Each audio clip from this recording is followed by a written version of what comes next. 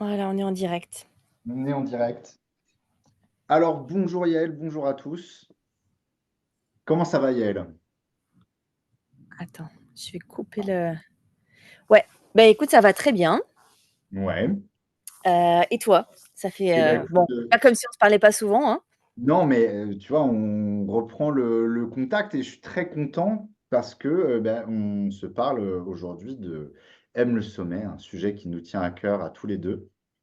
Alors, Tout à du fait. coup, aujourd'hui, donc, on relance un petit peu la communication autour du sommet pour parler un peu de la première édition, l'édition 2024.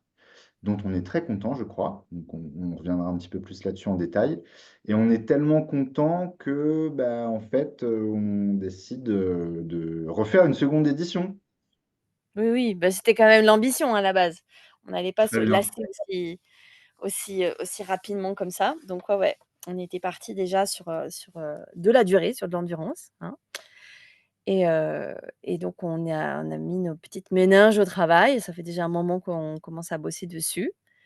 Donc voilà, on a des choses à vous partager. Alors, d'abord, un petit bilan de l'édition 2024, où là, nous, en fait, j'ai eu le plaisir avec toi de lancer le premier sommet francophone sur l'embodiment, donc, et le travail corporel en conscience, disons. Donc ça, c'était déjà une grande fierté. C'était une fierté parce que les gens qui ont assisté au sommet étaient très satisfaits. On a eu des bons retours de la part des participants et aussi des intervenants. C'était une expérience positive pour tout le monde et pour toi et pour moi aussi, même si c'était beaucoup de travail. À la fin, on était quand même assez fiers. Aussi parce qu'il y avait une belle affiche. Est-ce que tu veux reparler un petit peu de ça Ouais, tout à fait. En fait, même avec le recul, je me dis: «Waouh, c'est incroyable, les personnes qu'on a réussi à fédérer autour de notre projet qui était, ben, à la base juste sur le papier, juste une idée». Donc les gens se sont engagés sur quelque chose qui était quand même, voilà, un peu abstrait au départ. On a eu alors c'était organisé de la façon suivante et ça sera un petit peu organisé de la même façon cette année parce que moi ça m'a bien plu, cet équilibre des choses où on avait des conférences, des tables rondes et des pratiques.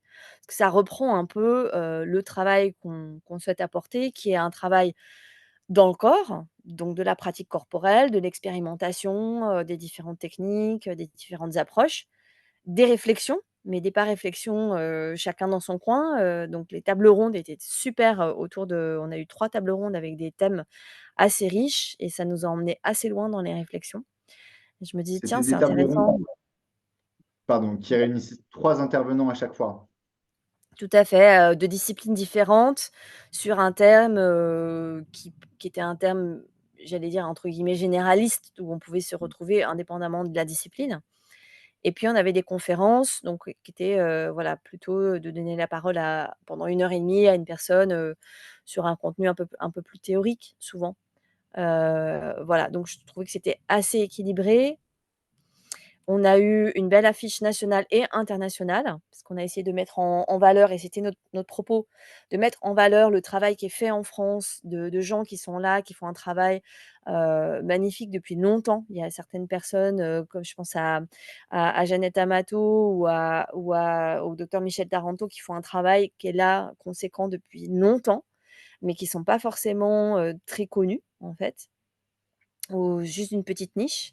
Et puis on avait des personnes qui venaient de l'international, donc comme, beh, on avait, Joseph Rouchek qui est venu parler de son travail de Fighting Monkey, et on avait aussi, Philippe Beach, par exemple, Philippe qui Beach, est voilà, de Bâtiment. je pensais à Philippe Beach exactement, alors qui est pas une figure extrêmement connue, sauf pareil de toute petite niche de personnes, alors plutôt dans le domaine de l'ostéopathie ou du pilates, parce qu'il y a beaucoup de Ouais, gens du pilates qui ont notamment je relisais, un article de Madeline Black et un autre article de Wendy Arkel, je me souviens plus de son nom de famille, elle a un nom un peu, difficile à prononcer, qui travaille beaucoup avec pilates et somatique et voilà, c'est le Philippe Beach est une référence pour ces personnes-là. Il a vraiment un travail, incroyable autour des méridiens, la médecine chinoise, du travail ostéopathique, mais pas très connu en France. Voilà. mmh. Il est, néo-zélandais, hein, c'est ça. Australien, mais il vit en Nouvelle-Zélande. Donc il y avait ça, il y avait Ouais, aussi Georges Itapoint, qui venait du Brésil. tout à fait, qui nous a fait une pratique, assez fun autour, de son travail qu'il appelle Organic Flow, qui est un mélange de, capoeira, yoga et techniques, d'animal flow, de biogymnastique. En fait, il a développé tout un concept pour nous aider à travailler, un flow de mouvement, de façon un peu ludique, avec, des différentes hauteurs de mouvement, avec, Mmh. pour qui reprennent les animaux, le serpent qui est très en bas, le lion qui est, à 4 pattes, voilà, donc c'était assez fun. Et on avait aussi Mark Walsh qui venait de Grande-Bretagne. Donc lui, c'est un des leaders de l'embodiment, et c'est lui qui a inspiré pas mal de choses de mon travail ou de ma vision notamment, et puis, aussi à la fois par ses interventions en tant que coach ou formateur, mais aussi parce qu'il organise lui-même des sommets en ligne et il a été aussi une source d'inspiration pour organiser M le sommet. Et dans les conférences en francophone, on avait Camille Allen aussi, qui sera également de nouveau là pour notre, édition 2025, qui est, professeure de yoga et docteur en neurosciences, et qui nous avait fait une conférence, un peu, en mouvement aussi, et Mmh. qui avait participé à une table ronde.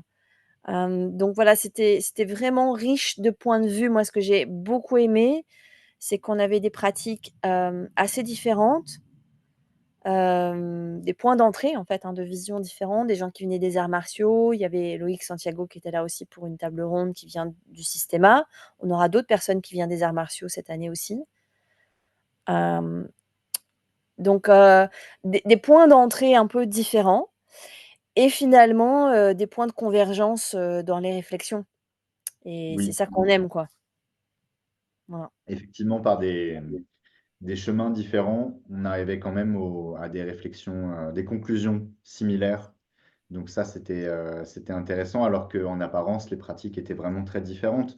On avait donc de la BMC, du Body Mind Centering, on avait du mouvement, il y avait du Fighting Monkey, du Rolfing Mouvement, du Pilates, du yoga, de l'Organic Flow. Célina a proposé un travail autour des fascias en mouvement. Qu'est-ce qu'il y avait d'autre comme pratique? Du Heu, Garuda. oui, on a eu du Garuda, il y a eu de la méditation, puis on a parlé de l'organic flow, il y a eu du yoga, oui, avec, Mika qui est venu.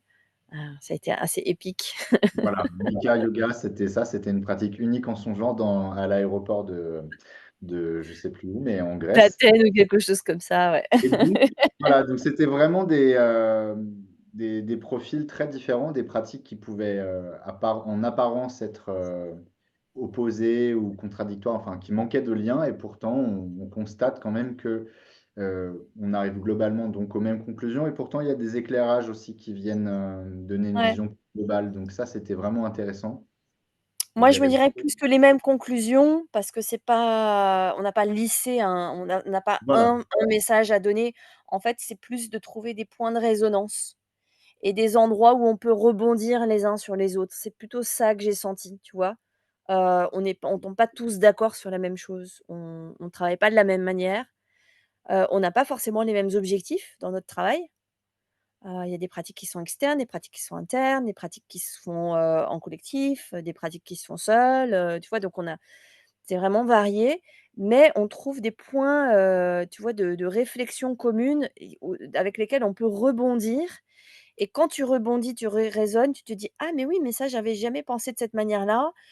Est-ce que ça peut faire évoluer ma propre pratique? Ou est-ce que ça peut me faire changer de point de vue sur ma propre pratique?» Donc je pense que c'est vraiment ça l'objectif de notre sommet, c'est se mettre en mouvement dans notre réflexion, tu vois? mmh, oui. Voilà. Du Wu Tao aussi. Il y avait du Wu Tao, Tout à fait, ouais, table ouais, c'est ronde une et belle pratique. pratique, très Et poétique, hein. je savais qu'il y avait des choses qui me plaisaient. Donc c'était bien. C'est ça la conclusion. D'ailleurs, si vous souhaitez encore profiter de l'édition 2024, c'est possible avec les packs replay que vous pouvez trouver sur le site, donc m-sommet.com. Donc voilà, on va essayer de faire ça pour chaque édition, de garder quand même une trace, une archive, parce que Tout à fait. c'est tout à Parce fait que c'était possible d'être riche, c'était d'être tellement riche. riche, on veut pas que ça soit, évaporé comme ça dans l'air. Voilà. Donc on en diffusera un petit peu pour vous donner une idée de ce que ça peut donner, et que ça peut paraître contradictoire peut-être, a priori de travailler sur le corps, en ligne, et pourtant il y avait vraiment de très bons résultats, donc ça fonctionne bien. Voilà, donc vous pouvez encore bénéficier de ça, de ces contenus. Et du coup, on a décidé de relancer, l'événement. On a modifié aussi un petit peu quelque chose, alors on en parlait avant de commencer le direct. On a voulu ajouter la notion, enfin la mention, pardon, embodiment et somatics. Donc c'est M le sommet du corps en conscience, et en sous-sous-titre, disons, embodiment et somatics. C'est intéressant d'en parler parce que c'est des termes qu'on entend de plus en plus, et à notre avis qu'on va entendre de plus en plus. Il y a un grand courant qui vient des États-Unis, et souvent, voilà, ça influence avec un petit peu de retard, ce qui se passe en Europe et en France. Donc on est content d'être là-dessus. Qu'est-ce que ce serait alors embodiment et somatics, Gaël? Alors on avait déjà un petit peu parlé de ça, somatique, c'est ce qui se passe dans le corps en fait. C'est comment, comment mon en fait, somatique et embodiment sont assez similaires. C'est-à-dire qu'on parle de technique somatique et qu'est-ce qu'on fait dans une technique somatique? On fait de l'embodiment. C'est-à-dire qu'on se met, hem, en lien avec notre corps, le corps étant le réceptacle ou le la chose la plus concrète qui est l'expression de ce qui se passe dans mon être de façon plus globale, hein. C'est une façon d'exprimer qui je suis à l'intérieur, ma personnalité, mes émotions, ma psyché, et cetera. Donc se relier à notre corps quand on fait des pratiques d'embodiment me permet de simplement de me relier à moi, de prendre conscience de mon être. Je ne sais pas, si tu peux trouver un autre mot, plus global que être, mais voilà, c'est ça. Heu Bah, en fait, c'est donc un travail avec le corps, mais qui soit pas une pratique sportive où il y a une recherche de performance ou une recherche esthétique. Le résultat, si tant est qu'on en cherche un, c'est effectivement cette conscience, des processus internes, et ensuite qui peuvent avoir aussi, peut-être que c'est ça un peu la nuance entre somatics et embodiment. Somatic, ce serait donc l'écoute vraiment profonde de soi, de tous les différents types de tissus qui existent. Et l'embodiment, c'est une façon aussi de développer des qualités. Il peut y avoir une dimension relationnelle, et donc il y a un côté d'application plus pratique peut-être dans l'embodiment, et somatique, c'est plus global. C'est assez ténu comme nuance, donc je te laisse aussi rebondir là-dessus. Mais voilà, donc parce que l'embodiment peut être une discipline à part entière, ou alors on peut utiliser n'importe quelle technique à des fins d'embodiment.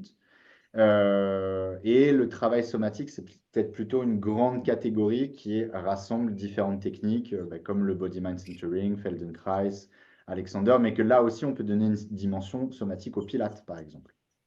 Ouais, tout à fait. Donc pour moi, somatique, ce serait être à l'écoute de ce qui se passe, comme tu disais, à l'intérieur. Ça veut dire que quand je fais un mouvement, quand je fais une pratique, c'est pas il y a pas cette recherche esthétique, c'est pas mon objectif, mais c'est une recherche de comment ça me fait sentir et qu'est-ce que je perçois de moi au travers de cette pratique. Donc est-ce que c'est physique, mais c'est aussi émotionnel et c'est aussi psychologique et comme tu as dit, c'est aussi relationnel. Hmm. OK. Donc pour moi, il faudrait souvent rajouter même la notion on dit souvent ce sont des techniques de body mind, corps et esprit, mais et pour moi, il faut rajouter le body mind environnement ou relation, tu vois? Hmm. Hein et ça rejoint l'être biopsychologique, dont on parle, souvent en rolfing ou dans d'autres techniques somatiques. Bah, surtout que c'est intéressant, je pense, d'ajouter quand même une dimension externe, parce que sinon, on peut tomber dans l'écoute de soi et du mouvement des tissus et les fascias et les organes, et tout ça, c'est très intéressant, mais qu'on est quand même des êtres de relation. Donc, tout ce travail d'attention et d'écoute, il est aussi pour, enfin, l'écoute de soi, pour l'écoute de l'autre, pour l'expression, pour le mouvement dans l'environnement, l'interaction avec autrui.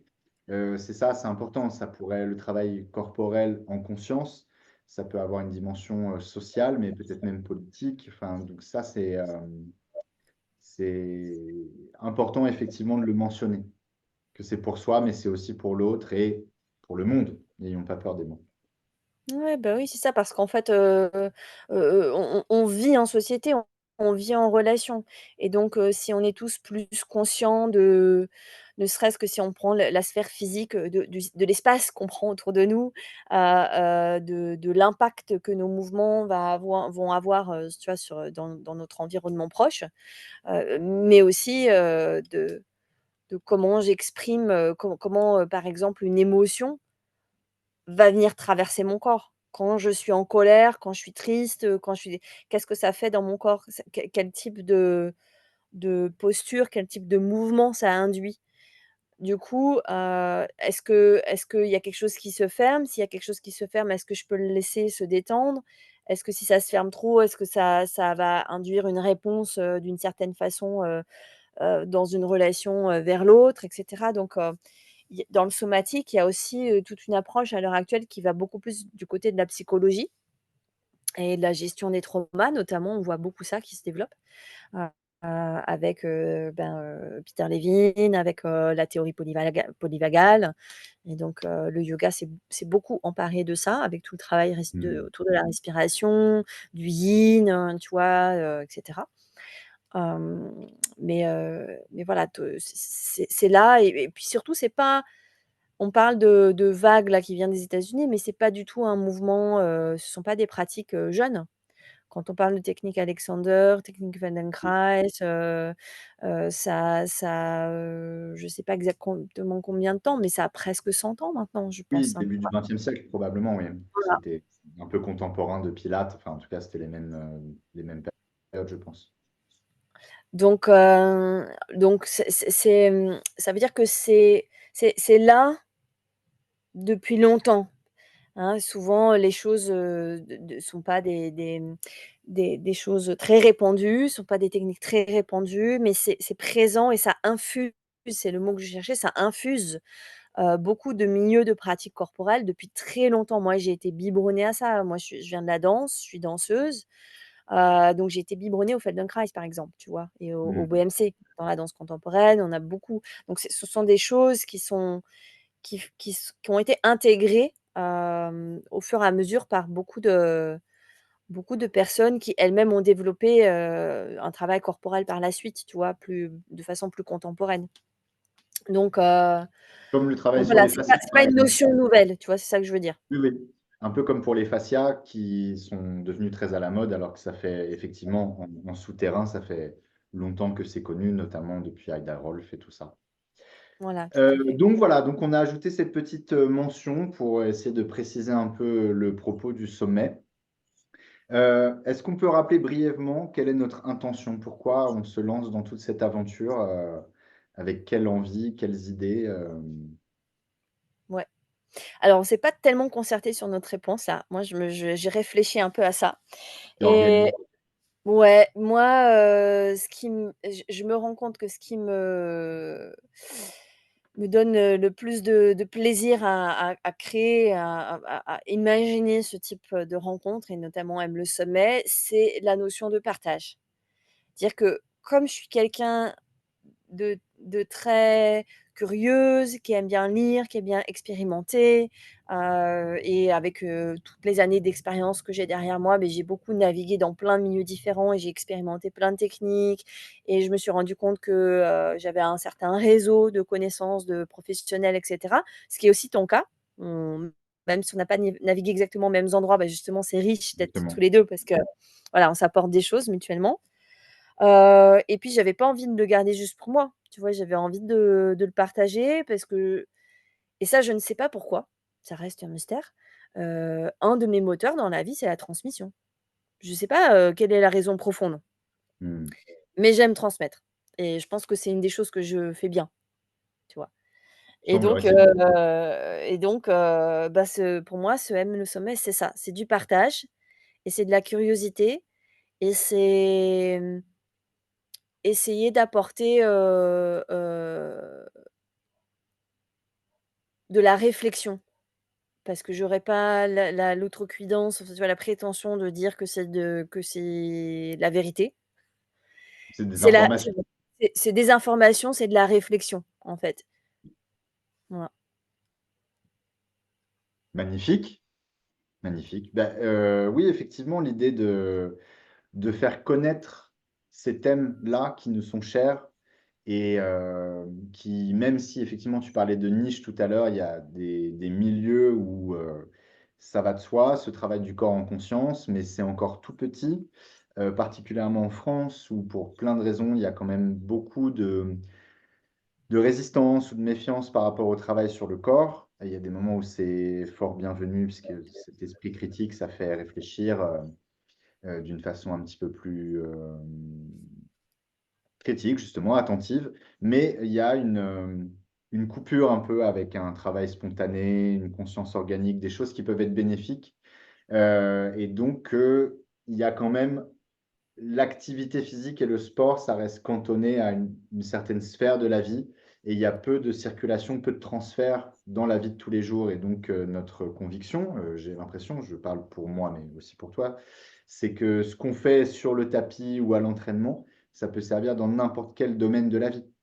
Tout à Et fait. donc, de populariser cette idée, de la diffuser et qu'on s'est dit qu'effectivement, que nous, on avait un certain public et certaines compétences, une certaine légitimité à parler, mais qu'il y avait aussi des gens qui faisaient ce travail-là d'une autre façon, depuis plus longtemps, s'appuyant sur d'autres expériences, et donc que c'était intéressant de les mettre en lien et de les faire connaître au public francophone. Donc ça, Ouais, tout à c'était fait. vraiment voilà, un des aspects. Alors, pour 2025, qu'est-ce qu'on a prévu, Yael? Donc, ce sera sensiblement les mêmes dates, donc du 17 au 19 octobre 2025, c'est bien ça, Yael? 16 au 19, ouais, en Voilà. commençant parce qu'on va commencer le 16 au soir, me Donc, pour semble-t-il. tout ce qui est date et structure et planning, c'est plutôt Yael, donc voilà, je parle sous son contrôle. Donc, du 16 au 19 octobre 2025, sensiblement la même structure avec des conférences, des tables rondes et des pratiques. Et on a déjà, on se faisait la réflexion qu'en fait, on a déjà pas mal d'invités qui sont confirmés. Qui donc Ouais. va nous rejoindre Il cette nous année manque alors? quelques petits détails, qu'on révélera au fur et à mesure. On a déjà, voilà, des invités confirmés. Alors, on ne sait pas encore, je vais donner des noms, mais on va pas forcément dire qui fait quoi, les conférences et pratiques. Voilà, je vais donner des noms un peu comme ça. Des personnes que vous avez déjà croisées en 2024, des nouvelles personnes, certaines nouvelles pratiques. Voilà, donc heu, ça va être fun. Ça Alors, va être qui fun. on a? Je sors ma liste comme ça. Donc on va Roulement retrouver de Jeannette tambour, D'Amato. On va retrouver Jeannette Jeannette Amato, D'Amato, pour la BMC. On va faire la connaissance avec Natalia. Natalia Piecciolo, qui est une danseuse, chorégraphe, performeuse et enseignante de Fighting Monkey. C'est l'assistante de Joseph Rouchek. Donc moi, j'ai étudié avec elle. Donc elle sera là aussi pour nous faire bouger, essuyer. Tout à fait. Alors, j'ai noté aussi Tania. Tu peux nous Tania parler un peu de Chippé, Tania? qui est elle une élève de Mark Walsh et donc qui est travailleuse humanitaire, qui forme le personnel humanitaire. Elle a une longue expérience internationale et elle est également coach en embodiment. Donc elle aussi, elle nous présentera l'aspect plutôt pratique de l'embodiment. Ouais. On va retrouver notre chère Camilla Gotta Camille Gras, avec, une notamment pratique de Rolfing Movement, certainement de la table ronde et cetera. On va accueillir Oriane Campion cette année. Oriane Campion, donc grande professeure de Pilates, mais pas que, danseuse, pareil, une longue expérience de la scène et qui mélange maintenant la médecine chinoise, le body mind centering, le Pilates, le yoga, enfin qui a une longue, longue expérience et donc qui nous fera bénéficier de ça. On est très content de l'accueillir. Ouais. On va retrouver de nouveau Célina Wang, donc qui était là Oui, l'année dernière et qui nous a proposé une pratique autour du 5 filaments. Voilà, Célina, elle s'est spécialisée ces dernières années autour de la pratique et la connaissance autour des fascias.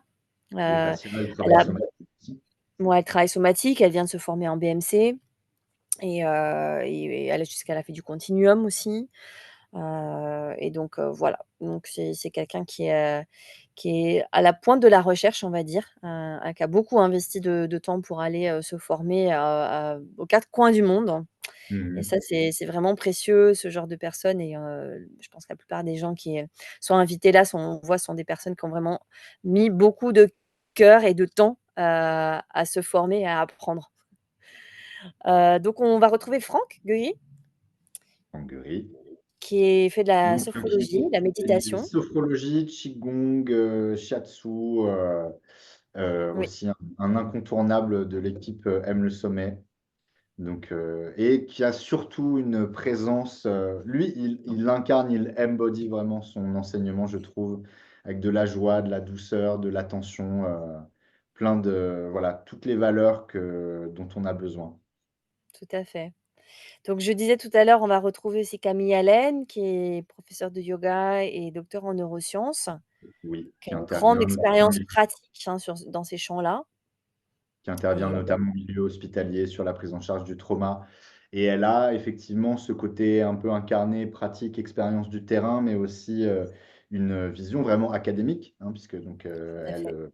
soumet des papiers dans des revues scientifiques, elle a écrit une thèse. Donc elle a ces deux aspects-là, le terrain et la théorie à un niveau très poussé. Et donc qui nous parlera encore du rôle des neurosciences, de l'intérêt des neurosciences dans le travail du corps en conscience. Ouais. On accueillera cette année Tom Duquesnoy. Tom Duquesnoy, a.k.a. Fire Kid. Alors, qui est Tom Duquesnoy? Parce que c'est là aussi, c'est dans une autre niche qu'il est connu. Tom Duquesnoy, c'est un champion de MMA et donc qui a combattu notamment plusieurs fois à l'UFC, qui est l'organisation mondiale la plus prestigieuse en MMA, et qui a choisi d'interrompre sa carrière à un moment où il aurait pu continuer et sûrement aller vers des titres, des choses plus prestigieuses, mais il a estimé qu'il avait fait le tour et maintenant il a un travail qui est lié à la danse, au yoga, à la respiration, à la conscience, vraiment de soi et de l'autre.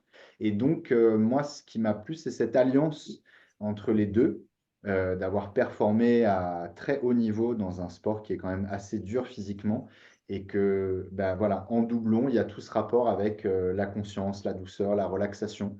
Et donc, lui, il nous proposera aussi à la fois quelque chose sur son parcours, sa vision, mais il nous fera aussi expérimenter un petit peu son approche. Donc ça, moi, je suis très content de ça. Un profil Mmh. un peu atypique qui peut-être détonne par rapport à tous ceux qu'on a listés juste avant, mais c'est l'intérêt aussi.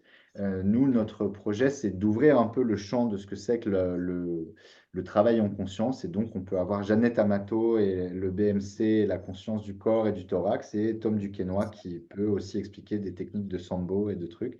Donc ça, moi, je suis très content qu'ils nous fassent l'honneur et le plaisir de nous rejoindre. OK. On va accueillir Santiago Del Val cette année, certainement autour Oui. d'une table ronde notamment. Oui.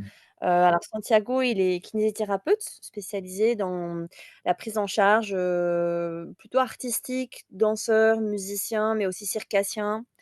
Il a un centre, sur Paris et là, voilà, une grande, expérience, du travail, sur le corps, de la prise en charge et ça va être une vision, bah, de nouveau encore très différente, plutôt médicale, dans la prise en charge, du soin.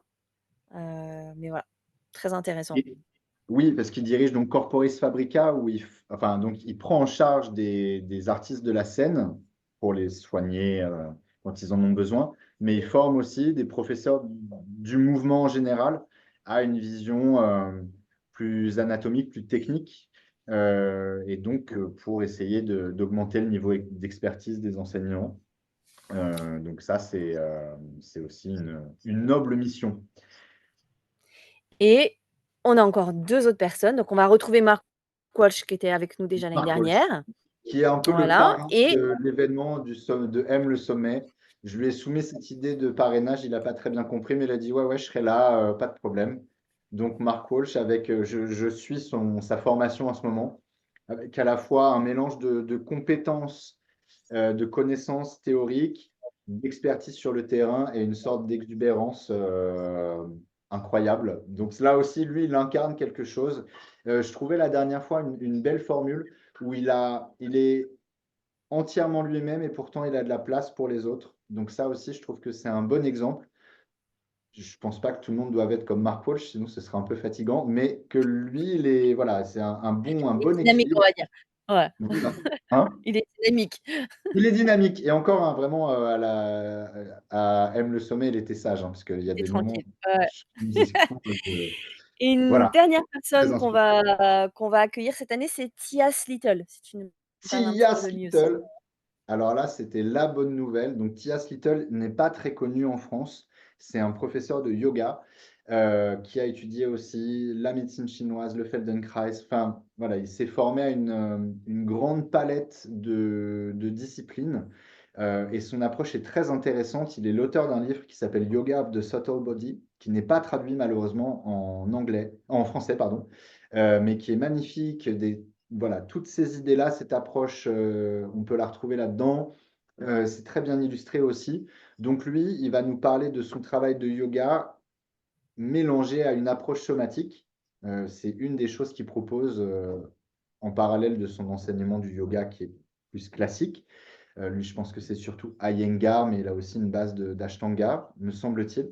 En tout cas, voilà, donc ce yoga somatique, c'est de ça dont il viendra nous parler et c'est vraiment un grand honneur et c'est une rareté qui s'adresse au public francophone. Donc là, j'étais vraiment très, Ouais. très content qu'il accepte notre invitation. C'est beau, c'est chouette, c'est une belle opportunité. Ouais, non, on est content que les gens nous fassent, enfin les intervenants nous font confiance, hein, tu vois? C'est en général plutôt bien reçu, on a encore, quelques petites surprises, Voilà. On vous dit pas tout, on vous en a dit à vous beaucoup. révéler. Voilà, encore quelques noms, pour compléter cette, déjà très, très belle affiche, hein. Voilà. Très belle affiche et encore une fois, donc de la variété, des gens qui viennent de différents horizons, de différents pays aussi, pour essayer de faire connaître à la fois les gens qui travaillent en local et ceux, voilà, dont on peut suivre le travail un peu partout dans le monde. Donc non, on est très contents. Du coup, comment ça va se passer? Parce qu'on a envie de s'inscrire à M 2025, c'est pas encore, ouvert, Ouais, tout mais à vous avez noté dans vos agendas que du 17 au 19 ou du 16 au 19, vous êtes au octobre, festival. Et nous, tout qu'est-ce qu'on à va fait. faire jusqu'à l'ouverture de la billetterie? Alors, déjà le site internet, il va être un peu remis à jour. Il sera prêt, dans la première quinzaine, d'avril, on espère, et on vous commencera à vous révéler le planning un peu plus en détail. Alors d'ici là, nous, on a envie avec Adrien de se donner un rendez-vous mensuel, ici, comme ça, dans un live, où on sera quelquefois tous les 2, quelquefois peut-être on recevra des invités. On sait pas trop, on se donne un peu l'option d'être spontané Oui, comme ça, voilà, c'est d'improviser. organique. Voilà, et puis, ça sera sur des thèmes, là c'était un premier, c'était plus pour faire un petit point, et puis sur les prochains, on parlera, bah, de différents sujets autour de l'embodiment et des techniques somatiques, et de ce qui nous tient à cœur, quoi. Voilà. Très bien. Donc, on le rappelle, si vous voulez déjà vous remettre dans le bain, il y a les replays qui sont disponibles sur le site. Abonnez-vous aussi au profil Instagram, même le sommet, puisqu'on va continuer à alimenter ça. Et puis, donc, on vous révélera progressivement la fiche et toujours pour essayer d'approfondir ces notions du travail de corps en conscience, d'embodiment, de travail somatique et de remettre le corps au centre des débats et des réflexions. Ouais, super. Ouais, ça, on Magnifique. est ravis. On Merci est beaucoup, ravis. Adrien. C'est la joie. On fait ça pour la joie d'être ensemble. Merci à toi, Yael. Merci, et puis on a, Julia qui nous a refait notre logo là, donc ça va être, on va avoir, Une nouvelle saison, de ouais, nouveaux tout à thèmes, fait. de nouveaux invités, mais la même envie. Ce que je voulais dire juste merci Julia. Merci, Julia, pour ce merveilleux visuel là du live. Moi, j'ai trouvé ça très, très bien aussi.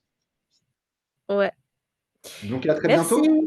merci. Ouais, Merci. à très vite. Au À mois très vite. prochain. Au mois prochain.